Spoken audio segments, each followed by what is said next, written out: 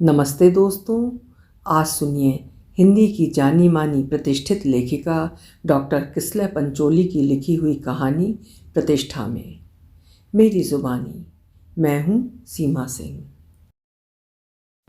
पूरी dining table पर आमंत्रण पत्र छोटी छोटी गड्डियों में रखे हैं या फैले पड़े हैं। सुनहरे रंग के हैंडमेड पेपर से बने रिसाइकिल हो सकने वाले कार्ड्स पर जामुनी रंग के स्पार्कल पेन से नाम लिखे जा रहे हैं। अनु भाभी, आपकी हैंडराइटिंग सबसे अच्छी है। बेहतर होगा बचे हुए सभी कार्ड्स आप ही लिख दीजिए, देवर ने कहा। वह घर की बहू है, दूसरा कई काम संभालना है उन्हें, कार्ड तुम लोग ही लिख लो। दादी सास ने फरमान जारी कर दिया।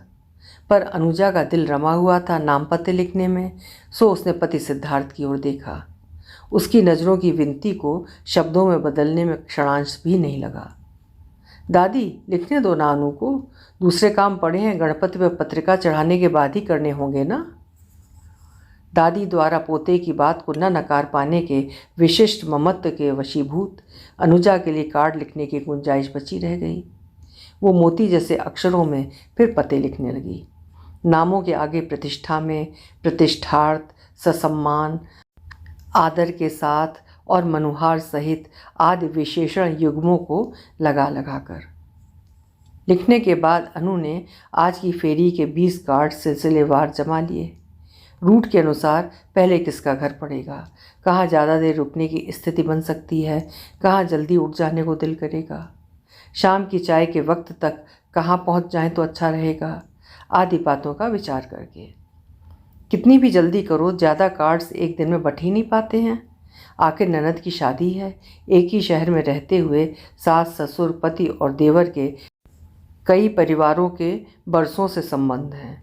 पहले दिन 5 ही घर जा पाए थे, सिद्धार्थ और अनु। धीरे धीरे रफ्तार पकड़ी। रोज़ 20 का लक्ष्य रखते हैं, 10 एक आमंत्रण दे आते हैं। काम ही ऐसा है, घास नहीं काट सकते, किसी और के हाथों भिजवा नहीं सकते। फिर भी लगता है 2 सप्ताह में बढ़ जाएंगे सारे कार्ड्स। आज किस साइड चलें अनु, सिद्धार्थ ने दुलार से पूछा। आज रविवार है, ऐसा करते हैं पश्चिम क्षेत्र में दे आते हैं। वहाँ घर दूर दूर हैं, पर सभी जगह जाना पड़ेगा। अधिकतर रिश्तेदार जो हैं, बड़े मामा इंदर काका, कुसुम बुआ और प्रियंका की बचपन की सहेली अनुष्का, सभी के घर उधर ही आएंगे। उधर निकलेंगे तो उस तरफ के अन्य परिचित और कलीग्स को भी दे आएंगे। लेकिन ये तभी हो पाएगा जब तुम अनावश्यक बातों में नहीं लगो। मैं कहाँ बातों में लगता हूँ, लोग मुझे लगा लेते हैं। अब करूँ क्या? किसी का जिक्र चला और मैं उस शख्स को जानता हूँ तो मुझसे चुप नहीं रहा जाता। बात से बात निकलती जाती है। अच्छा, आज से ध्यान रखूँगा, रोबोट की तरह उठ खड़ा होऊंगा। उठना इंसान की तरह, पर जरा जल्दी, ठीक? Yes madam. सिद्धार्थ ने अपने परिचित चुहल भरे अंदाज में हामी भरी। अनुजा और सिद्धार्थ की जोड़ी बड़ी प्यारी है, जीवंत है। उनमें पहले दिन सा हंसी मजाक, आदर सम्मान और प्यार और अपनापन। इतना ज़रूर हुआ है कि अनुजा, जो कि बंद प्रवृत्ति की थी, लोगों में घुलने मिलने लगी, और सिद्धार्थ, जो कि मुक्त प्रकृति का था, अधिकाधिक लोगों से मिलने से अपने आप को थोड़ा रोकने लगा। प्रियंका दोनों की चहेती है, इसलिए उसकी शादी के कार्ड बांटने का काम ये बहुत उत्साह से कर रहे हैं। कार में बैठने पर अनु ने पति को कनखियों से देखा। जाने क्यों स्टीयरिंग सीट पर बैठा सिद्धार्थ उसे बहुत अच्छा लगता है। उसने उसके गियर बदलते हाथ पर अपनी हथेली रख दी। सफल दाम्पत्य की गर्माहट कार की रफ्तार के साथ हस्तांतरित हो गई। अनु, बड़े मामा जी का कार्ड देना, शायद उन्हीं का घर सबसे पहले पड़ेगा। ज़रा पता देख लूँ।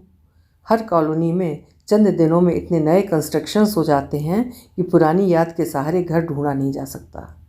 सिद्धार्थ ने रोड साइड के किनारे बढ़ के एक बढ़ते पेड़ के नीचे कार रोकते हुए कहा। फोल्डर में करीने से संभाली थप्पी में से अनु ने बड़े मामा जी का कार्ड पति को दे दिया।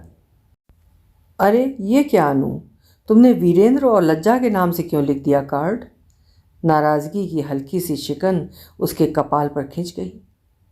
मैंने किसी कारणवश वीरेंद्र भाई साहब और लज्जा भाभी के नाम लिखे हैं। व्हाट कारण अनु? इसमें कोई कारण हो ही नहीं सकता। घर के बड़े के नाम से ही कार्ड जाता है, बेटे बहू के नाम से नहीं। लाओ, एक खाली कार्ड दो, मैं नया लिख देता हूँ। अनुजा ने बेमन से कोरा कार्ड पति की ओर आगे कर दिया। उसने अक्षर जमा जमा कर लिखा, प्रतिष्ठा में श्रीमान कन्हैयालाल जी जोशी, सपरिवार, कालानी नगर, इंदौर। सपरिवार को हाइलाइटर से हाईलाइट भी कर दिया। उस दिन के 20 कार्ड आश्चर्यजनक रूप से समय सीमा में बट गए।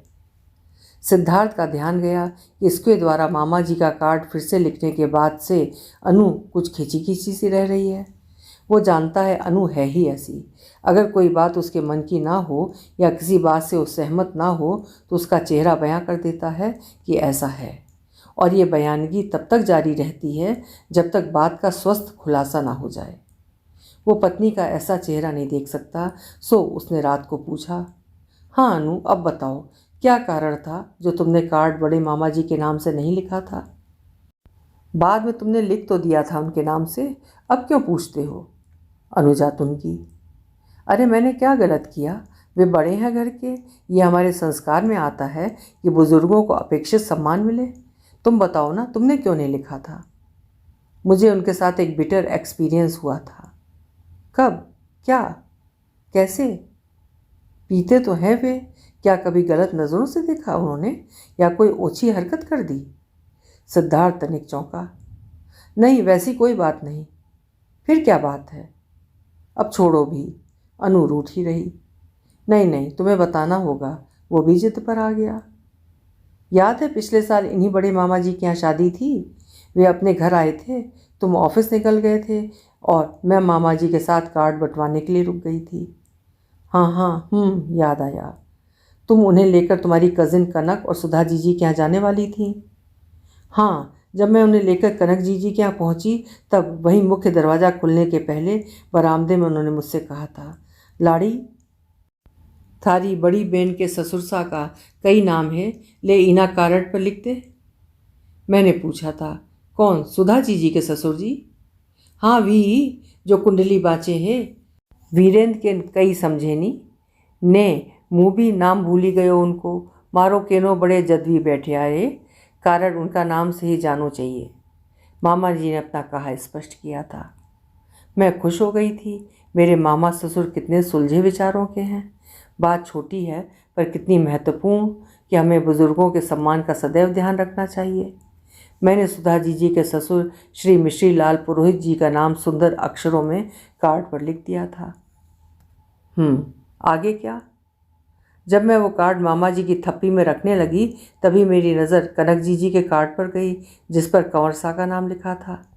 मैंने कहा था, मामा जी एक और खाली कार्ड दे दीजिए। वीरेंद्र भाई साहब से कनक जीजी की सासू माँ का नाम भी रह गया है, लाइए वो भी मैं लिख दूँ। तब वे आसपास की टोह सी लेते हुए राजदार ढंग के समझाइशी टोन में मेरे कान के करीब फुसफुसाए थे, अरे नी लाड़ी, थारी छोटी बहन की सासू जानकी बहन की कह रही है तू? वाह, विडो है, विधवा। उका नाम से नी जई सके शुभ कारज को कारण। विधवा का नाम से शादी का कारण भेजवा से शादी में बड़ो अपशगुन होवे। मैं दंग रह गई थी सिद्धार्थ, दंग से ज़्यादा दुखी। सब जानते हैं बड़ी मामी 2 साल पहले ही गुजरी हैं, मामा जी स्वयं विधुर हैं और अपनी बेटी की शादी के कार्ड बांट रहे हैं। इसमें कोई अपशगुन नहीं हो रहा। सुधा जीजी के ससुर जिनका नाम उन्होंने मुझसे याद करके लिखवाया वे भी विधुर हैं, उनके नाम से कार्ड लिखना शुभ है, पर कनक जीजी की सासू माँ का नाम नहीं लिखा जा सकता। अपशगुन हो जाएगा क्योंकि वे विधवा हैं। समझ नहीं आता सिद्धार्थ, वैधव्य तो वैधव्य है, विधवा का हो या विधुर का। अब समझा। मेरे दिल की बात तुम्हें बताऊं कि जिस दिन प्रिया की शादी तय हुई थी उसी दिन मैंने पक्का सोच लिया था कि जब भी ये शादी होगी मैं कार्ड पर बड़े मामा जी का नाम नहीं लिखूंगी। उस घर में कार्ड उनके बेटे और बहू के नाम से ही जाएगा। पर तुम फट पड़े, वे बड़े हैं घर के कहकर मामा जी का नाम लिख दिया। मुझसे पूछा ही नहीं कि मैंने क्यों नहीं लिखा था। अनुजा की नाराज़गी बरकरार रही। वो समझ गया, फिल वक्त माफ़ी मांगने में ही समझदारी है। माफ़ करना अनु, वाकई मुझे तुमसे पूछ लेना था, पर अब छोड़ो भी। अपन नया कार्ड दे ही आए, वापस तो लेने से रहे। इतना कहना था कि अनुजा चहक उठी। वो है ही ऐसी, एक पल जरा से दुख में उदास, दूजे पल तनिक मीठे बोल से चेहरे पर छाई खुशी का उजास, इस क्षण जमाने का गुस्सा, उस क्षण हंसी का झरना। प्रिय पत्नी की सहज खुशी को देख सिद्धार्थ को लगा चलो अब वो इस बात को और दिल से नहीं लगाएगी, पर उसे यह भी लगा कि अनु विधवा जीवन की वास्तविकताओं से नितांत अनभिज्ञ है, तभी इस तरह सोचती है। इसीलिए जब वो शाम को घर लौटा, उसके हाथों में 2 छोटे छोटे पैकेट थे। उसने कहा, मैं तुम्हारे लिए एक उपन्यास और एक फिल्म की सीडी लाया हूँ, इन्हें पढ़ो और देखो, फिर मुझे बताना कि तुम्हारे बड़े मामा जी के साथ का एक्सपीरियंस कैसा था। वैसे शादी वाले घर की बहू को कहाँ अपना व्यक्तिगत एकांत मिल पाता है, लेकिन फिर भी उसने रातों में से समय चुरा चुरा कर उपन्यास पढ़ लिया और सीडी भी देख ली। देख पढ़कर वो सिहर उठी, उसके दांतों तले उंगली दब गई। उसने जाना जमाने से विधवाओं का कैसा विकट जीवन रहा है। घुटे सिर पर यादों की गठरियाँ ढोता वैधव्य अपनी उम्र नहीं जानता, मौसम नहीं पहचानता, स्वाद भूल जाता है। जीवित होते हुए भी इंद्रियों को मार मार कर निर्जीव सा जीवन जीने को अभिशप्त होता है विधवा जीवन। फिल्म में छोटी सी 10 साल की सद्य विधवा बच्ची विधवाओं के आश्रम में लाई जाती है। वो जीवन का ये बदरंग रूप देखती है, बहुत चिढ़ती है, बार बार प्रश्न करती है, सबसे पूछती फिरती है, अगर हमारा ये घर है तो पुरुष विधवाओं का घर कहाँ है? पुरुष विधवाओं का घर कहाँ है? अनु ने जाना वैधव्य को लेकर समाज की दोहरी मानसिकता विधवा स्त्रियों का तिहरा शोषण करती है। तथा कथित सेठों के यहाँ चोरी छिपे वेश्यावृत्ति करवाकर विधवा प्रेम नहीं कर सकती, शादी नहीं कर सकती, बस मजबूर जिंदगी को ढूंढना ही उसकी नियति मान ली जाती है। अनु सोचने लगी कि वैधव्य लिंगानुसार शुभ अशुभ, शगुनी अपशगुनी क्यों और कैसे हो जाता है, और यह भी कि इस परिप्रेक्ष्य में मामा जी के बोल तो कुछ भी नहीं थे। क्या विधवा जीवन का रंग वास्तविक जीवन में भी इतना ही बदरंग रहता है सिद्धार्थ? हाँ अनु, इससे भी कहीं ज़्यादा बदरंग। देखो, कला और साहित्य में जीवन के कुछ रेशे भर आ पाते हैं, जिंदगी की पूरी चदरिया नहीं। मैं समझता हूँ अब तुम समझ गई होगी कि इस मानसिकता के चलते बड़े मामा जी के घर वीरेंद्र और लज्जा के नाम काट जाना कितना विस्फोटक कदम होता। हाँ, मैं बिना वजह तुमसे नाराज़ हुई, मुझे कुछ पता ही नहीं था। वो मेरी प्रथम प्रतिक्रिया थी, रिफ्लेक्स एक्शन भर। अच्छा हुआ तुमने मामा जी का नया कार्ड लिख दिया। तुम्हें लोगों को कन्विंस कराने के तरीके आते हैं। लोगों का मैं नहीं जानता, जरूरी होने पर तुम्हें कन्विंस करा सकूं, यही तमन्ना रहती है। ऐसा है अनु, अमर बेल या जिसे आकाश बेल भी कहते हैं, देखी है तुमने? वही ना, पीली पीली लतर डोडर जो जिस किसी झाड़ी या पेड़ पर डाल दो उसे ख़त्म कर देती है। हाँ वही। सामाजिक कुरीतियाँ भी ऐसी ही अमरबेलें हैं। स्त्री जीवन की झाड़ियों पर ऐसी अनेक अमरबेलें फैली पड़ी हैं। अगर कहीं कोई अमरबेल फैल चुकी है तो ये ज़रूरी नहीं कि पड़ोस के झाड़ पर भी फेंको और फैलाओ। ज़रूरी ये है कि जिस झाड़ी पर फैल चुकी है उसे मुक्त करो। मैं कुछ समझी नहीं। मेरा कहना है कि अगर मामा जी का ये सोच है और कमोबेश समाज का भी, कि स्त्री का विधवा होना अपशगुनी होता है और शादी ब्याह जैसे शुभ काम में जिस स्त्री को अपशगुनी माना जाता हो उसका नाम नहीं लिखा जाना चाहिए।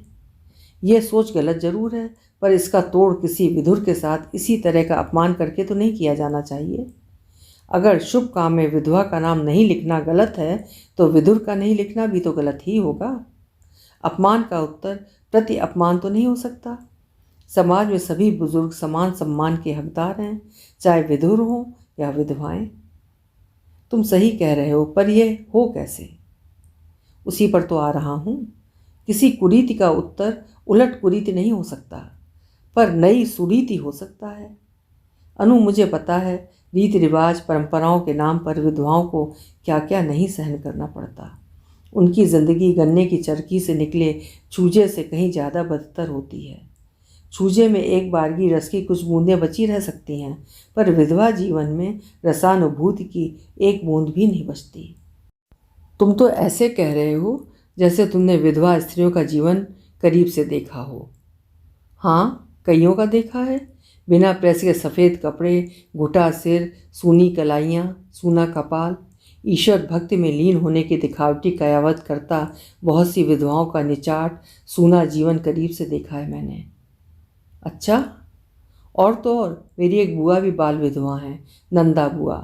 मैंने जब से होश संभाला उन्हें अपने गांव के पुश्तैनी घर में विधवा के लिबास में ही देखा है।